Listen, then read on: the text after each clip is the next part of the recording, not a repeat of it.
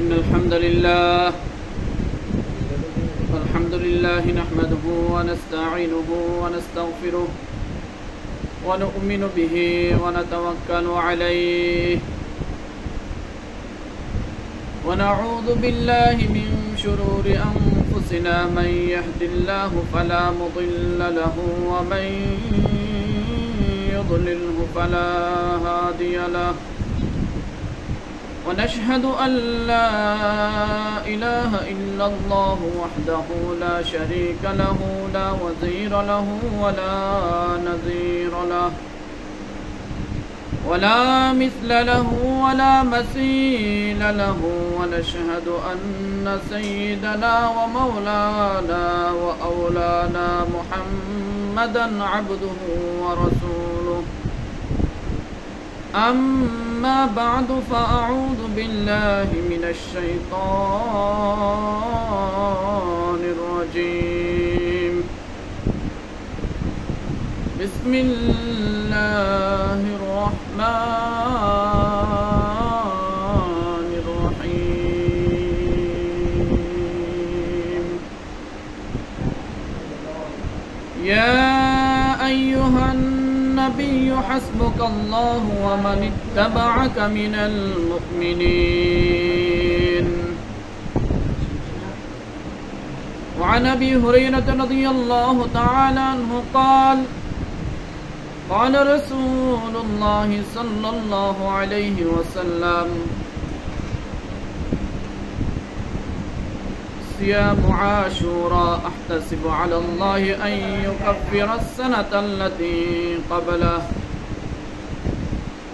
وقال رسول الله صلى الله عليه وسلم لا يؤمن أحدكم حتى يكون هواه تبعا لما جئت به وقال النبي صلى الله عليه وسلم لا يؤمن أحدكم حتى أكون أحب إليه من والده وولده والناس أجمعين أو كما قال النبي صلى الله عليه وسلم بلغ العلا بكماله كشف الدجى بجماله حسنت جميع خصاله صلوا عليه وآله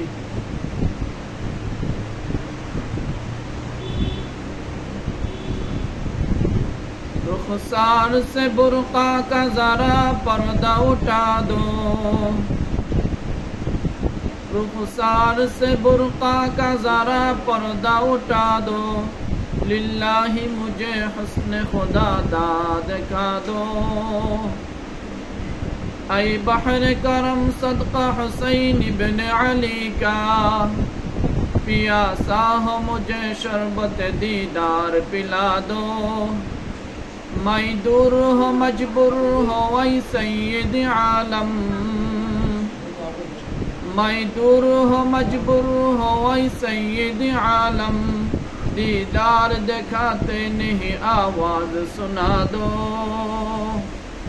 अल्हम्दुलिल्लाह मुअज़्ज़ज़ मुकर्रम उपस्थित हाजिरिन मजलिस महान रब्बुल आलमीনের শুকরিয়া জ্ঞাপন করি যে আল্লাহ রব্বুল আলামিন আমাদেরকে আল্লাহর ঘরে সর্বাগ্রে আসার মতো তৌফিক দান করেছেন। দিল থেকে শুকরিয়া জ্ঞাপন করি আলহামদুলিল্লাহ। আলহামদুলিল্লাহ।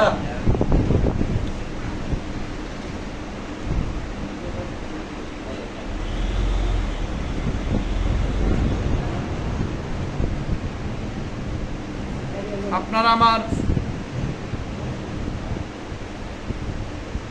জানা থাকা উচিত যে আল্লাহ রাব্বুল আলামিন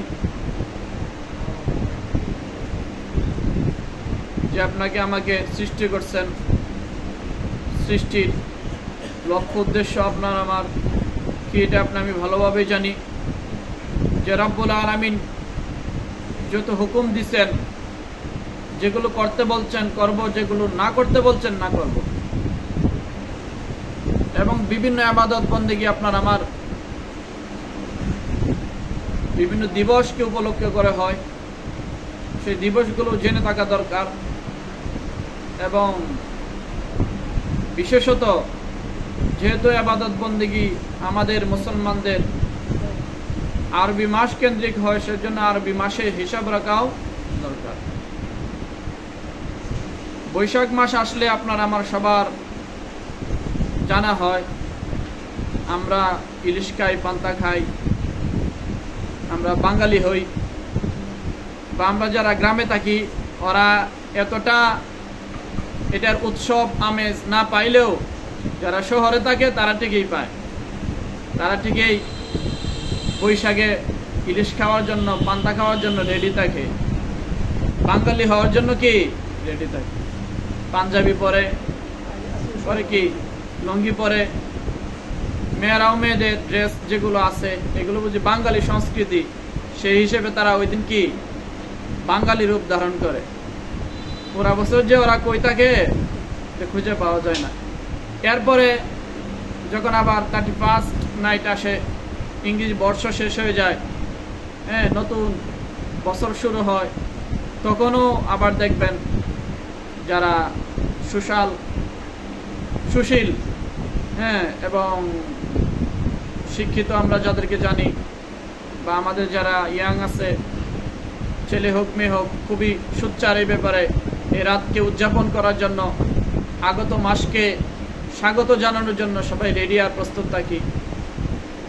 এজন্য বিশেষত আমরা তো ইংরেজি মাস, আমরা জিজ্ঞেস করলে আজকে কয় তারিখ আমরা বলতে পারবো ইংরেজি মাসের কত তারিখ।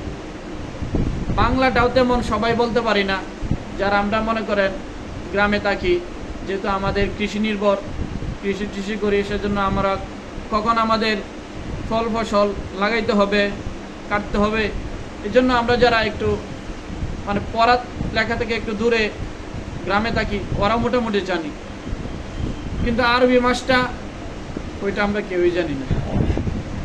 হুজুর এগুলো আপনারা জানবেন, এটা আমরা ভাগ করে নিছি। হুজুর যারা আছে ওরা আরবি মাস জানবে, আর যারা একটু মনে করেন সুশীল সমাজ তারা ইংরেজিটা জানবে, আর আমরা যারা একটু মূর্খ সুর্খ আছি গ্রামে থাকি ওরা আমরা কি বাংলা জানবো। আসলে ব্যাপারটা এরকম না।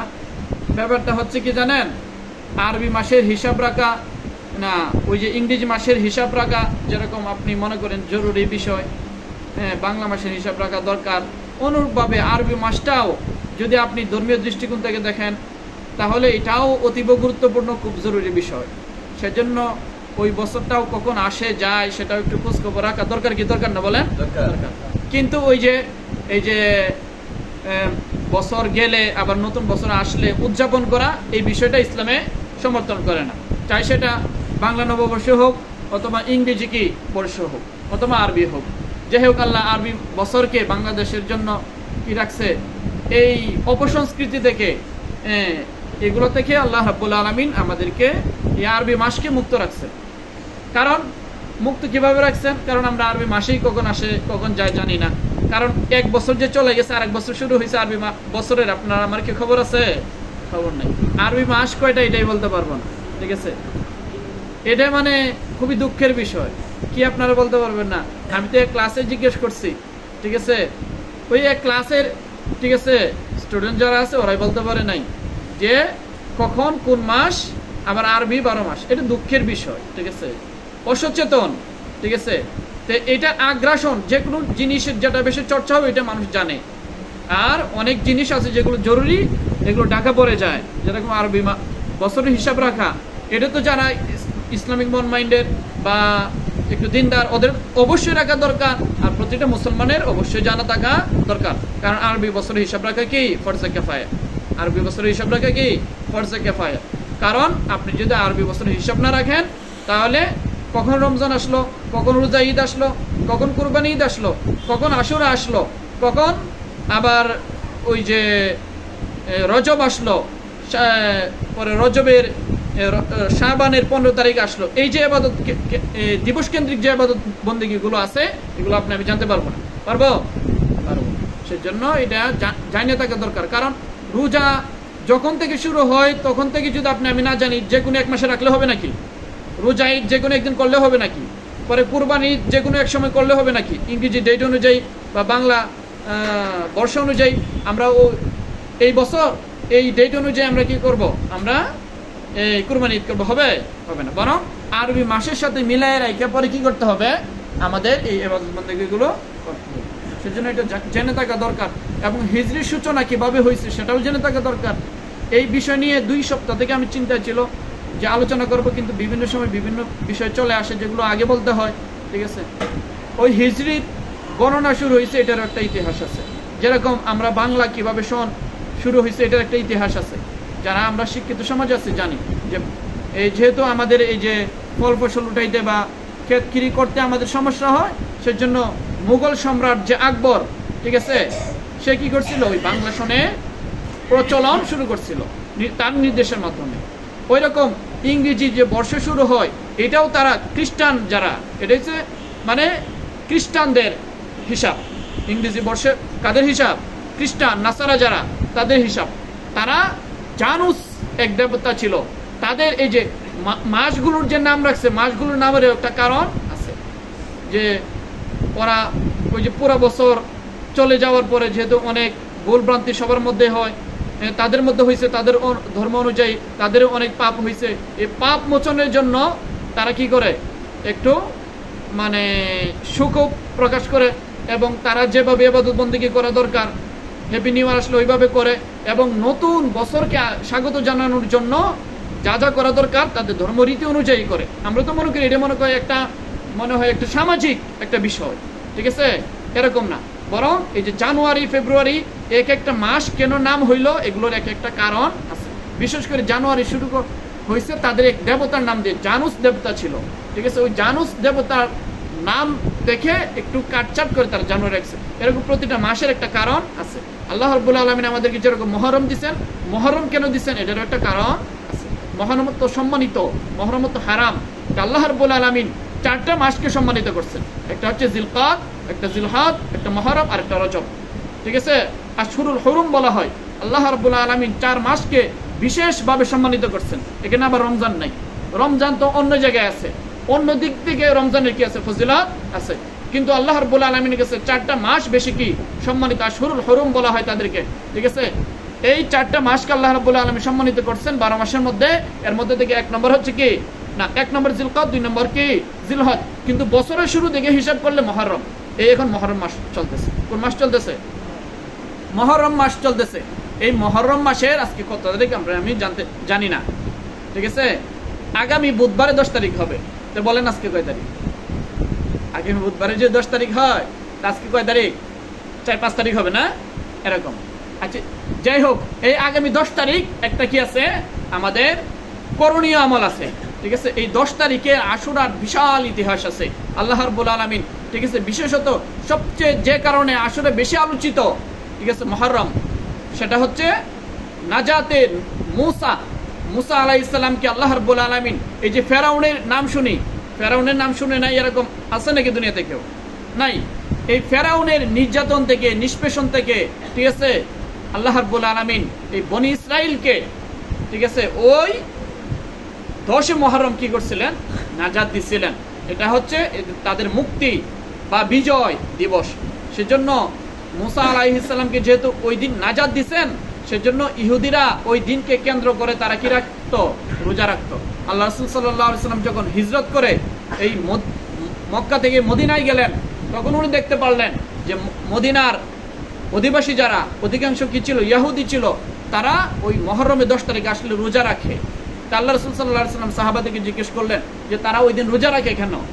তখন সাহাবায়ে কেরাম বললেন যে তারা এই জন্য রোজা রাখে যে তারা যে এই ফেরাউনের নির্যাতনের মধ্যে দীর্ঘদিন ছিল, যে তাদের সন্তানদেরকে কি ফেরাউনে হত্যা করত, নানাভাবে কৃতদাস বানায় রাখতো, গোলাম বানায় রাখতো, মেয়েদের সাথে অপকর্ম করত, এই নানাবিধ, ঠিক আছে, টর্চার থেকে আল্লাহ রাব্বুল আলামিন এই আশুরার দিন কি করছেন, মুক্তি দিচ্ছেন তাদের নবীকে এবং তাদেরকে, এবং ফেরাউনকে কি করছেন, মারছেন। এই জন্য এই খুশিতে তারা কি করে, ওই দিন কি করে, রোজা রাখে। আল্লাহ রাসূল সাল্লাল্লাহু আলাইহি ওয়াসাল্লাম বললেন যে মুসা তো আমার ভাই, মুসা আমার কি ভাই, ঠিক আছে, সব নবীরাই কি ভাই, ঠিক আছে, একে অপরের। সেজন্য বললেন ওরা যদি রোজা রাখতে পারে এই আনন্দে, আমি তো আমার ভাইয়ের খুশিতে আমার আরো বেশি হোক, যাতে আমিও কি করি, রোজা রাখি। তবে আল্লাহ রাসূল সাল্লাল্লাহু আলাইহি ওয়াসাল্লাম এই কথা বলছেন যে যেহেতু ওরা রোজা রাখে 10 তারিখ এবং তারা তাদের মন মতো রাখে, ঠিক আছে, এর জন্য মুসলমানদের উচিত, এবং আল্লাহ রাসূল সাল্লাল্লাহু আলাইহি ওয়াসাল্লাম এটা শেষের দিকে বলছেন যে আমি আগামী বছর যদি বেঁচে থাকি তাহলে আমি যে 10 তারিখে রোজা রাখবো এবং তার আগের দিন বা পরের দিন মিলাইয়া কি করবো, রোজা রাখবো। কিন্তু ঘটনাচক্রে আল্লাহ রাসূল সাল্লাল্লাহু আলাইহি ওয়াসাল্লাম যে সময় এই কথা বলছেন এর পরের বছর রাসূলুল্লাহর কি হয়ে গেছে, ইন্তেকাল হয়ে গেছে। কিন্তু মুমিনদের জন্য এটা নির্দেশ যে রাসূলুল্লাহ সাল্লাল্লাহু আলাইহি ওয়াসাল্লাম হাদিসের মধ্যে বলছেন যে قال رسول الله صلى الله عليه وسلم صيام عاشوراء احتسب على الله ان يكفر السنه التي قبله। আল্লাহ রাসূল সাল্লাল্লাহু আলাইহি ওয়াসাল্লাম বলেন যে আশুরার দিন রোজা রাখে যদি কেউ, অর্থাৎ মুহররমের 10 তারিখ যদি কেউ রোজা রাখে, তা আমি রাসূলুল্লাহ সাল্লাল্লাহু আলাইহি ওয়াসাল্লাম আশা করি যে আল্লাহ রাব্বুল আলামিন তার বিগত বছরের 1 বছরের গুনাহ আল্লাহ মাফ করে দিবেন। সেজন্য এই মুহররমের হিসাব রাখা দরকার, না হয় আশুরা কখন আসবে জানবো। এই আশুরা মানে 10, আরবিতে আশারা থেকে আশুরা, আরবিতে আশারা থেকে কি আশুরা। আমরা বলি কি 10 তারিখ, আরবিতে বলে আশুরা মানে 10 তারিখ। সুতরাং 10 তারিখ রোজা রাখা আমাদের জন্য দরকার। তো 10 তারিখ কবে হবে? আগামী বুধবার হবে। আগামী বুধবার যদি 10 তারিখ হয় তো রোজা রাখতে হবে কোন দিন? এর আগের দিন রাত্রে খেয়ে, না, অর্থাৎ মঙ্গলবারের দিন গিয়ে রাতে রোজা রাখতে হবে খেয়ে, যারা কি এই ফজিলত পেতে চান।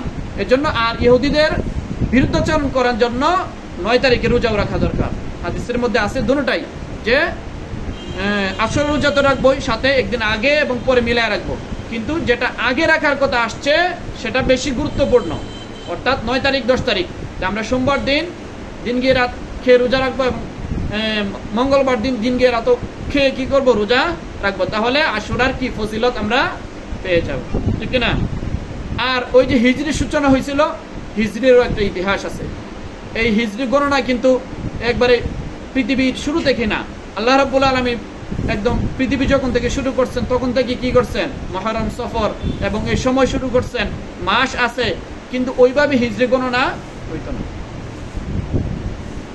এবং খ্রিস্টানরা আবার ওই যে তাদের ঈসাই হিসাব করে, সন হিসাব করে, এটা আবার ওই ঈসা আলাইহিস সালামকে যেদিন থেকে আল্লাহ রাব্বুল আলামিন আকাশে উঠায় নিয়ে গেছিলেন তার সাথে একটা কি আছে, সামঞ্জস্যতা আছে তার স্মরণে।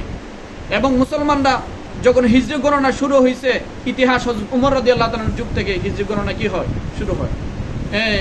যেহেতু সময় হযরত উমর রাদিয়াল্লাহু তাআলার যুগে অনেক দূর দূরান্ত পর্যন্ত ইসলামের কি হয়েছে, বিজয় সাধিত হয়েছে, সেজন্য বিভিন্ন জায়গা থেকে কি আসতো, চিঠি আসতো, এগুলোর মধ্যে কবে আসছে না আসছে এই তারিখ নিয়ে কি হইতো, একটু পেঁচ লেগে যেত।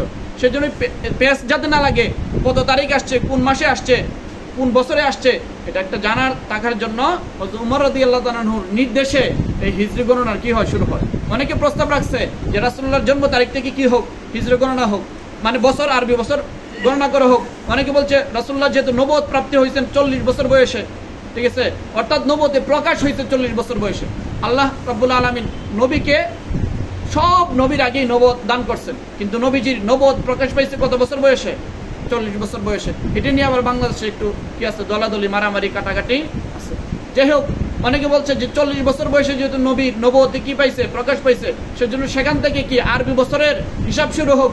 অনেকে বলছে যে রাসূলুল্লাহ সাল্লাল্লাহু আলাইহি সাল্লাম যে তারিখে ইন্তেকাল করছেন সেখান থেকে কি হোক, আরবি হিজরি গণনা হোক। অনেকে বলছেন বিদায় হজের ভাষণ একটা ঐতিহাসিক ভাষণ, সুতরাং সেখান থেকে শুরু হোক। লাস্টে সিদ্ধান্ত হইল যে রাসূলুল্লাহ সাল্লাল্লাহু আলাইহি সাল্লাম যেদিন হিজরত করছিলেন সেখান থেকে কি হোক, হিজরি গণনা শুরু হোক। এগুলো মুসলমানদের জন্য একটু জানা থাকা দরকার ছিল, কিন্তু দুঃখের বিষয় আমি জানি না, ইসলামের কিছুই জানি না, ইসলামের ইতিহাস কিছুই জানি না, ঠিক আছে। ইসলামের খলিফাদের নাম বলতে পারবো না।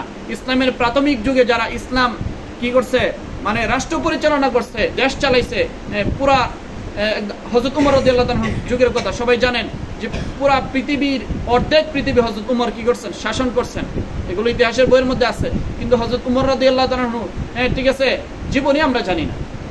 হযরত খোলাফায়ে রাশিদিন 4 জন, ঠিক আছে, খলিফার জীবনী, অর্থাৎ যারা রাষ্ট্রনায়ক ছিল ইসলামের জন্য, যারা উদাহরণ, ঠিক আছে, খলিফা যাদেরকে আমরা মডেল হিসেবে ধরতে পারি, তাদের জীবনে আমাদের জানা নাই।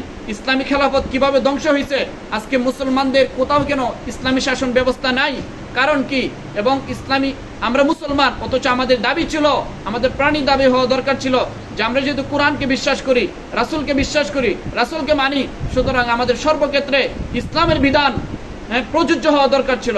কিন্তু দুঃখের আর পরিতাপের বিষয়, পৃথিবীর কোথাও আফগানিস্তান ছাড়া পরিপূর্ণ কি নাই? ইসলামী হুকুমত নাই, ঠিক আছে? ইসলামী শাসন ব্যবস্থা নাই।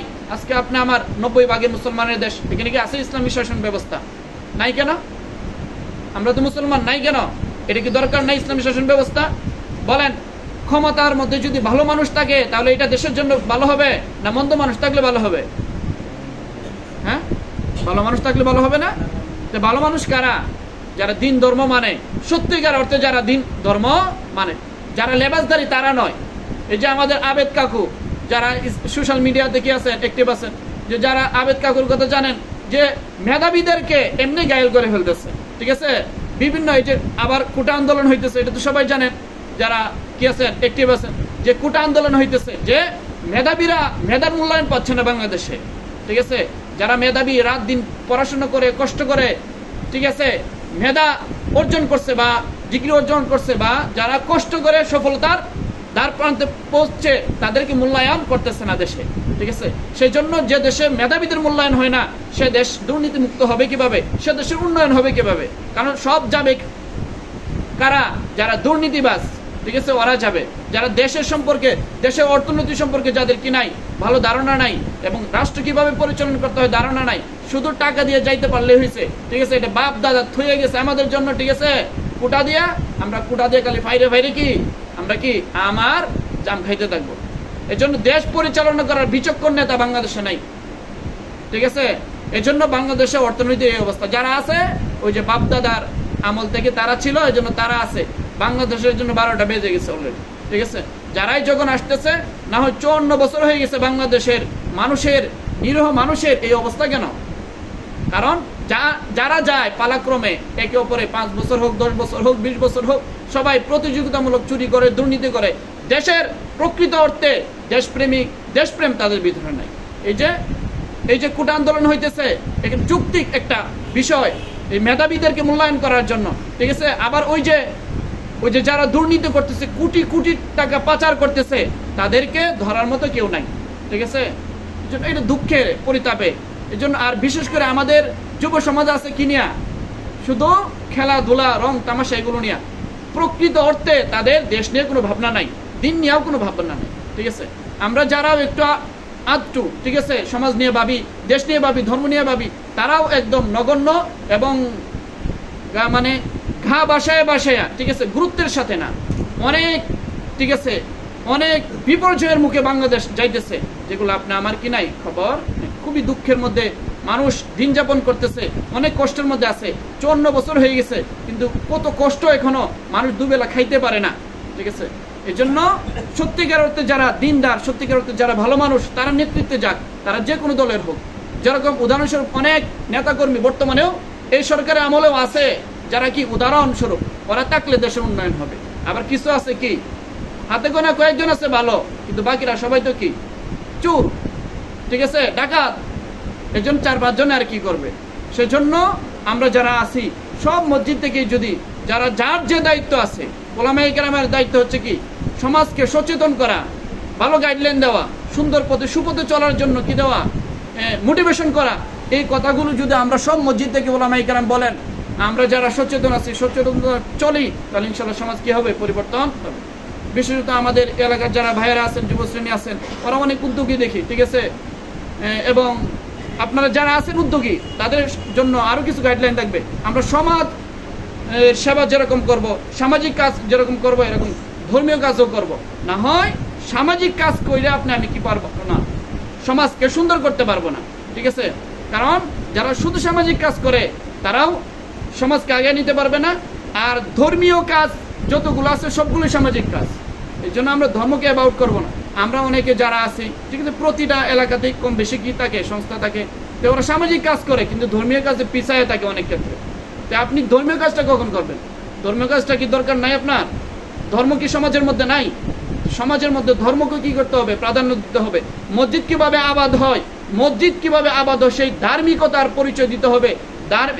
ধর্মীয় কাজ কি করতে হবে, করতে হবে। এই জন্য আমাদের সামাজিক যতগুলো সংগঠন আছে এগুলোর ভিতরে যাতে আমাদের ধর্মীয় সেন্টিমেন্ট থাকে, ধর্মীয় কাজগুলো যাতে থাকে, তাহলে সমাজ সুন্দর হবে, পুত পবিত্র হবে, মুত্তাকি মানুষ হবে, পরহেজগার হবে। না হয় এই আবিদ কাকুর মতো খালি লেভেল লাগানো হবে, ঠিক আছে, এরপরে কি হবে, সব দুর্নীতি হবে।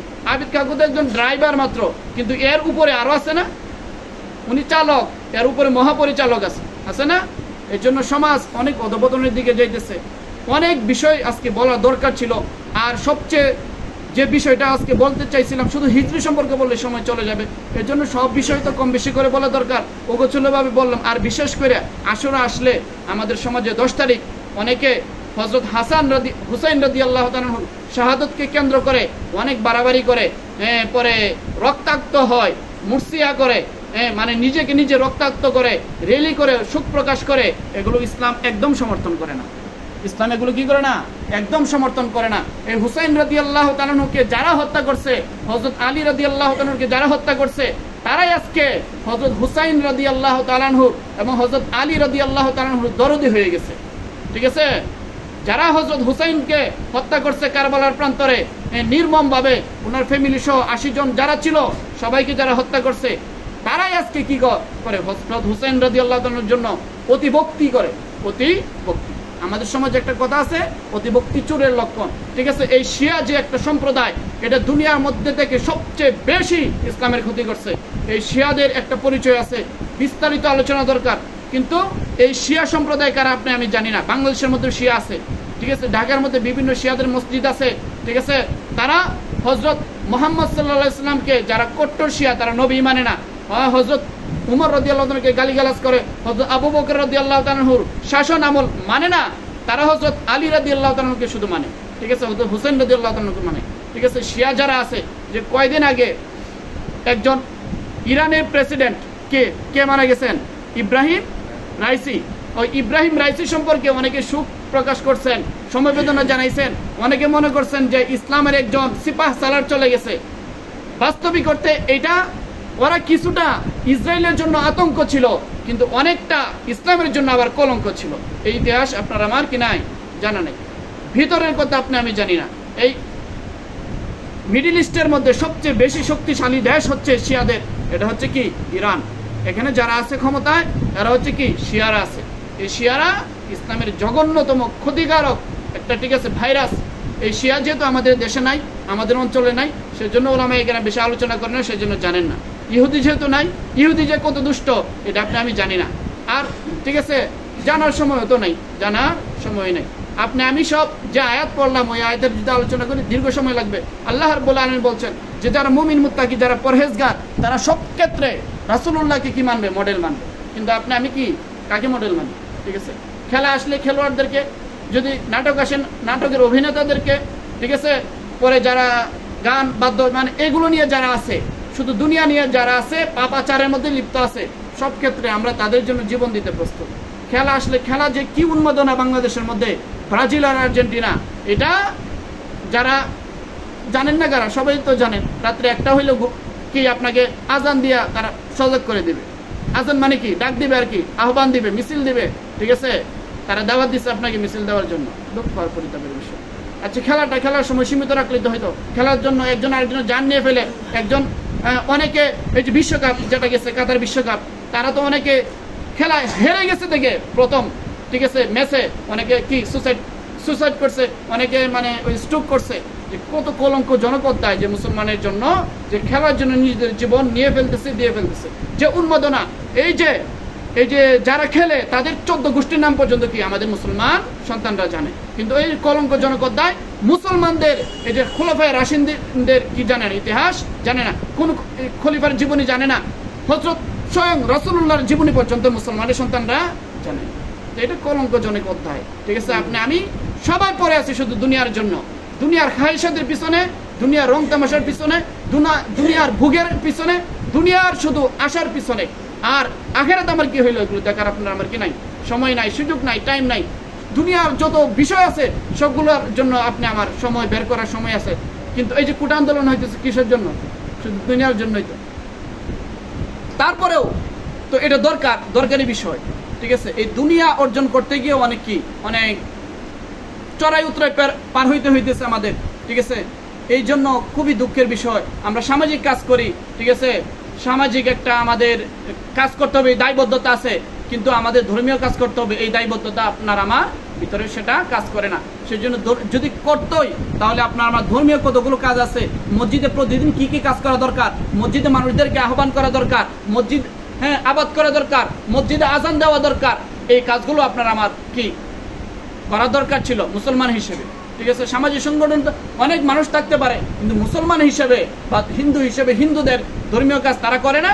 আমাদেরও সত্যিকার অর্থে যারা ধার্মিক তারা ধর্মের কাজ করে, যারা নামদারি ধার্মিক, নামদারি ধর্ম পালন করে, ওরা না হিন্দু ধর্ম পালন করে না ইসলাম ধর্ম পালন করে, এরা হুদাই সামাজিক। এরা কি হুদাই সামাজিক? হুদাই সামাজিক হয়ে লাভ নেই। ঠিক আছে, যেটা হন একটা হন, যদি মুসলমান হন খাঁটি মুসলমান হন, হিন্দু হন খাঁটি হিন্দু হন, এটা বলতেছে না হিন্দু হন। ঠিক আছে, মানে যেটা পালন করে সেটা ভালোভাবে কি করেন, পালন করেন, তাহলে আপনি কিছু একটা কি হইতে পারবেন। দুনিয়ার সফলতা অর্জন করতে গেলে দুনিয়ার পিছনে ভালোভাবে লাগতে হবে। আমি তো দুনিয়ার ক্ষেত্রেও সফল না, দুনিয়ার ক্ষেত্রে তো আপনার আমার কোনো কি নাই, পরিচিতি নাই, দুনিয়ার কোনো লেভেলও আমি যাইতে পারবো না, দুনিয়ার কোনো পজিশনও আমি যাইতে পারতেছি না। সময়টা খাটাইতেছি কিসের মধ্যে? শুধু খেলা দেখার মধ্যে, টিভি দেখার মধ্যে, নাচ গান দেখার মধ্যে, অহেতুক বসে থেকে আর কোনো কাজ নাই, আর ঝগড়াঝাটি করার মধ্যে আর কোনো কাজ নাই। এর জন্য যে কোনো একটা পজিশনে যাওয়ার জন্য যারা যাওয়ার মতো সময় আছে এরা চেষ্টা করেন, ইনশাল্লাহ সফলতার মুখ আপনি দেখতে পারবেন। আপনার দ্বারা সমাজ কি হবে? বিপ্লব হবে। কারণ সমাজে যারা বিপ্লব করে তারা বিপ্লবী হয়ে জন্মায় না। ঠিক আছে, সমাজ নিজেই কি করতে হয়, বিপ্লব তৈরি করতে হয়। সেজন্য সেই চিন্তা ভাবনা করেন, সেইভাবে পড়ালেখা করেন, তাহলে সমাজ, রাষ্ট্র, দেশ সবাই আপনাকে মূল্যায়ন করতে কি করবে, সচেষ্ট থাকবে। মূল্যায়ন যদি না করে তারপরেও আপনি আপনার পরিচয় নিয়ে বাঁচতে পারবেন না, শুধু নেতার পিছনে ধরতে হবে। নিজের আত্মপরিচয় থাকা দরকার। নিজের আত্মপরিচয় না থাকলে ঠিক আছে গোলামির জিন্দেগি, অন্য এই যে মানুষ বলে অন্যের পা চেটে বড় হওয়ার মধ্যে কোনো কি নাই, আত্মমর্যাদা বোধ নাই। আত্মমর্যাদা বোধ ভিতরে জাগান, যে নিজের একটা পরিচয়, নিজের একটা আইডেন্টিটি থাকা দরকার। শুধু নেতার পিছনে ঘুরি, শুধু কি যে টাকা আছে তার পিছনে ঘুরি, নিজে কিছু করতে হবে, নিজে কিছু প্রতিষ্ঠিত হবে, এই চিন্তা ভাবনা আপনার আমার বাচ্চাদের ভিতরে নাই। শুধু অহেতুক সময় পার করবো, না হয় নেতার পিছনে করবো। আল্লাহ যাতে আমাদেরকে সুন্দর জীবন যাপন করার সর্বক্ষেত্রে, যারা সফল দেখবেন তারা সর্বক্ষেত্রেই সফল, যারা সফল তারা সর্বক্ষেত্রেই সফল, যারা বিফল তারা সর্বক্ষেত্রেই বিফল। ঠিক আছে, এই জন্য অনেক অগুছালু কথা বললাম আজকে। ঠিক আছে, সবার কাছে আকুল আবেদন থাকবে, আমাদের সামাজিক যেরকম দায়বদ্ধতা আছে, সমাজের কাজ করা যেরকম দরকার আছে, ওরকম ধর্মীয় যত কাজ আছে এগুলো করা দরকার। ধর্মের যত অপসংস্কৃতি আছে এগুলোকে রোধ করা দরকার। আমরা যদি রোধ না করি তাহলে কারা করবে? এই জন্য আল্লাহ রাব্বুল আলামিন সবাইকে সমাজকে সুন্দরভাবে বিনির্মাণ করার জন্য, সমাজ এবং ধর্মকে এগিয়ে নিয়ে যাওয়ার জন্য সবাইকে আল্লাহ রাব্বুল আলামিন তৌফিক দান করুন। ওয়া আখিরু দাওয়ানা আলহামদুলিল্লাহি রাব্বিল আলামিন।